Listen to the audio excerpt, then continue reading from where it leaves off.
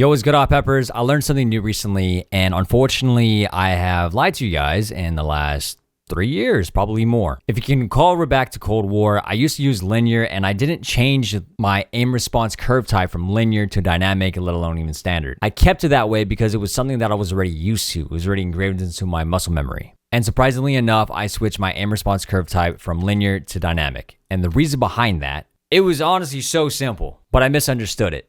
I thought dynamic was only responsive left to right. I don't know why I thought that. Anyways, to further explain what aim response curve type does, because I know a lot of you guys ask this question quite a lot and really don't know how it works, I'm going to grab this controller and I'm going to show you.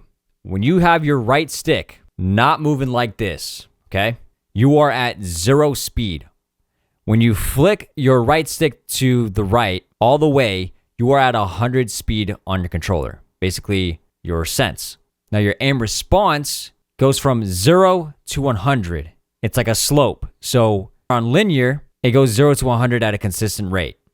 When you're at dynamic, dynamic starts off slow and then picks up as the further you go to the edge of the thumbstick. So I guess another explanation would be, imagine if you're using a editing program. You're going from 0 to 100 on linear consistently. You're going 10, 20, 30, 40, 50, 60, 70, 80, right?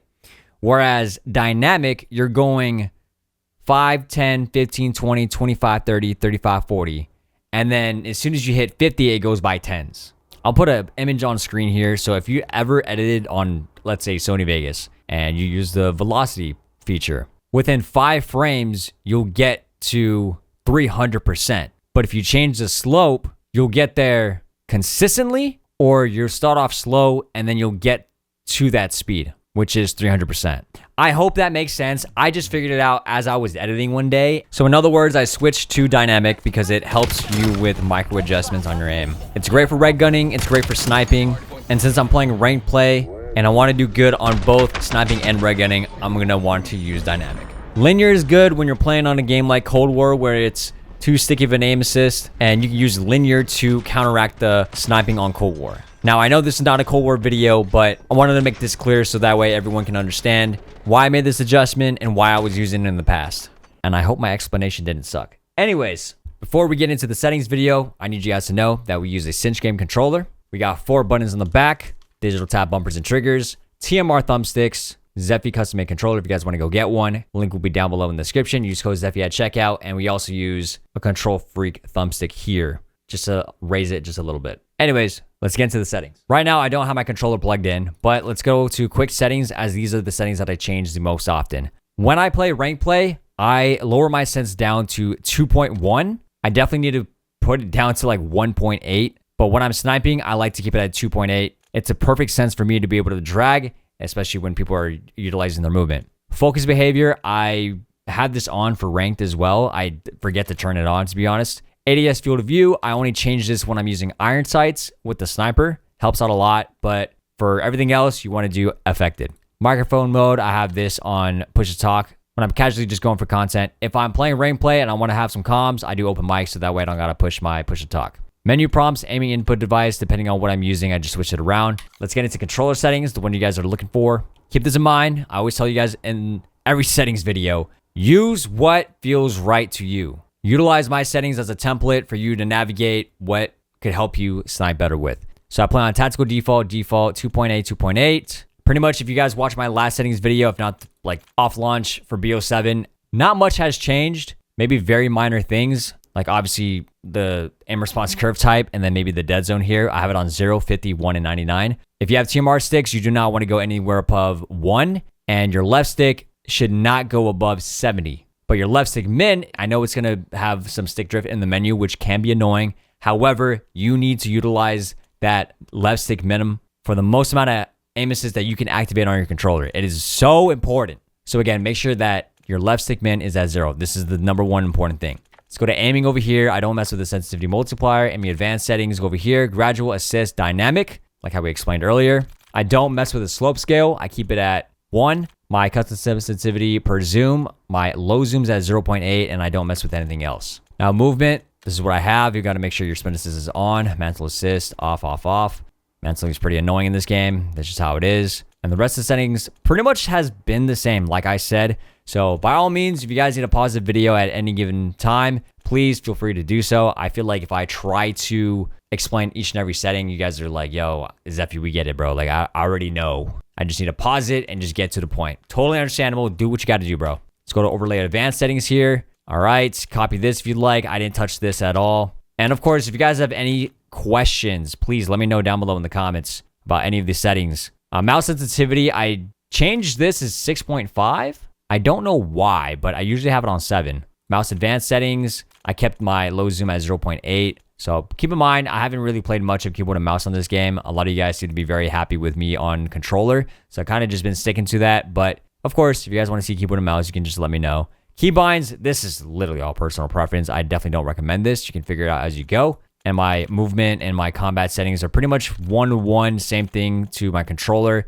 You just got to have the game feel very similar to both inputs. So that way, when you go back and forth, it just feels, feels like you just switch inputs and almost like you never left, right? That's the objective. All right, so I think this is the last part of the settings for keyboard and mouse. Let's go over to graphics. I've been playing on borderless. Are you kidding me? Dude, no wonder the game has felt weird recently. Oh my God, that is insane. You definitely don't want to have that. Anyways, so on to graphics. If you guys ever want to get your PC optimized, I highly recommend that. A lot of you guys don't have your PC optimized and you are losing on a lot of frames. In fact, some of you guys probably have input delay that you don't recognize, and you are probably equivalent to somebody on console. And that is really bad because you just invested into a PC that costed you 5 times the amount than a console just for you to play on the same scale as the console. So please do not nerf yourself. Once again, go to the description and check out BRParadox and use code Zephy at checkout. All right, under the quality tab, I run NVIDIA DLSS, Ultra Performance, 75 Transformer. I would also recommend you optimize your NVIDIA control panel, which again, BRParadox will more than likely do. Texture resolution, you could have this on low, but this will make the camo look really ugly in game. So I recommend having at least minimum on normal. I have it on high because I have a really good PC, so I'm chilling on that. And if you guys ever want to check out my PC specs, you can always look in the description. Hopefully I'll have it there and I'll remember by the time this video goes up. Both streaming PC and gaming PCs will be there. Field of view, I keep it on 103 because this is the most amount of aim assists you can take advantage of. Affected, wide, 90, wide, off, 50%, 50%, inverted flashbang, off. All right, enough for the graphics. Let's go over to audio. Audio, this is literally not even worth going over. But if you are making content, I definitely recommend turning off your gameplay music volume and your cinematic music volume. So that way you can have your Linkin Park songs playing in the background. I use Treyarch Mix. I definitely don't recommend what I got for the professional audio settings here. Reduce tinnitus sound, very important. Make sure you have that on. I know a lot of you guys are going to come back to this video to copy my settings because some of you guys may be coming back to the game and or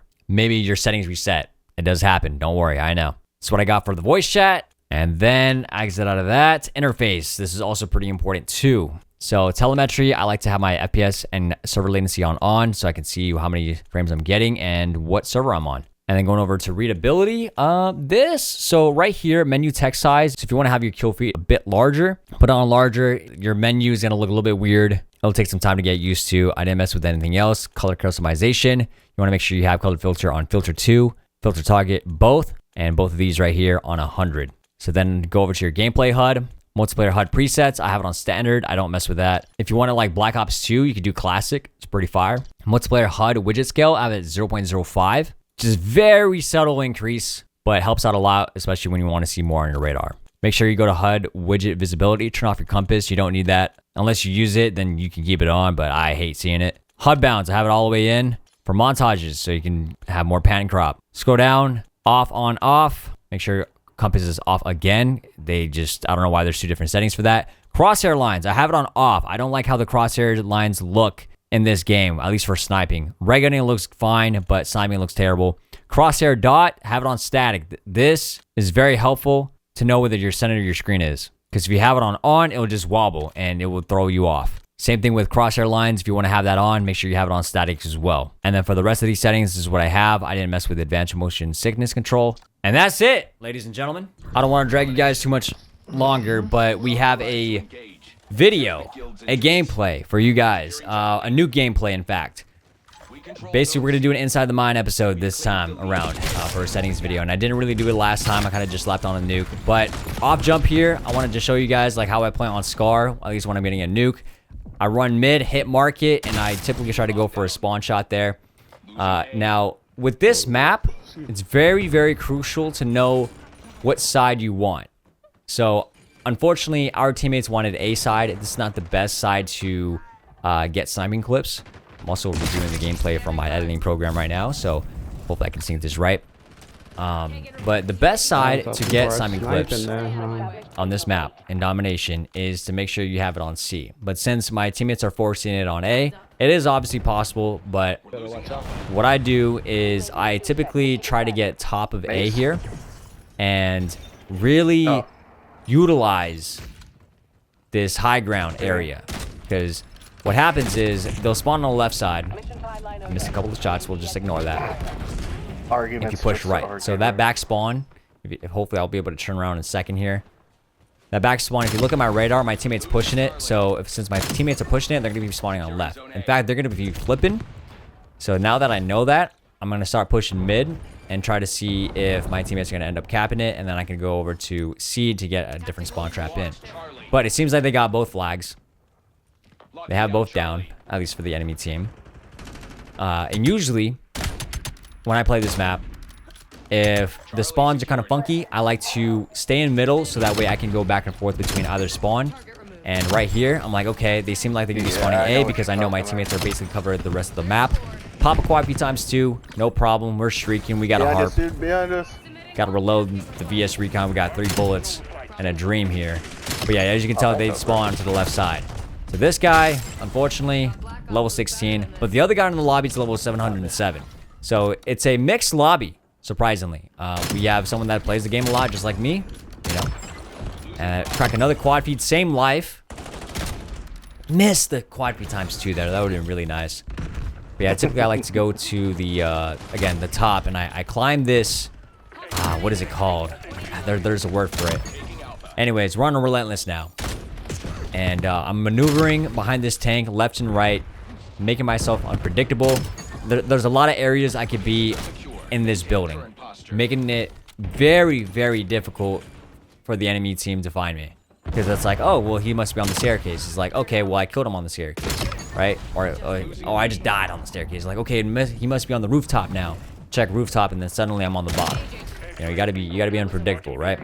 Anyways, we're on 26. I believe somewhere around here, my teammate calls out that I'm on a streak. No way. I'm like, he's paying attention to the scoreboard. That's pretty impressive. One of my favorite wall bounces right there on that 18-wheeler. Looking into the sniper window on top green.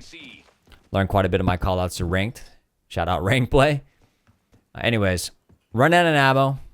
Usually in this situation, I just use my sniper pistol or try to see if there's a sniper on the ground. And since there's no snipers in this lobby except for one guy that's using the Hawker, I'm like, okay, my best bet is just to get the Dravik. We just need to secure the nuke for the gameplay. You know, don't sweat about it too much. And if someone's upset about it in the YouTube comments, then hey, when you're running out of ammo, what can you do, bro? You know, you got a tag insert, you're trying to hit clips, you don't got assault pack, you don't got scavenger on, you got tech mask, you're trying to avoid, you know, the psych grenades, the gas grenades, the concussions. I almost choked this right here. Technically, if that guy could have easily reached out that and be able to kill me off of my streak. But we picked up one of the best guns in the game, the Dravik. So I'm like looking around, I'm trying to have my crosshair placements as on point as possible, and I cracked 2 on the flip here since they spawn P2. Basically, I think that's like red, I believe. I think that's a call out.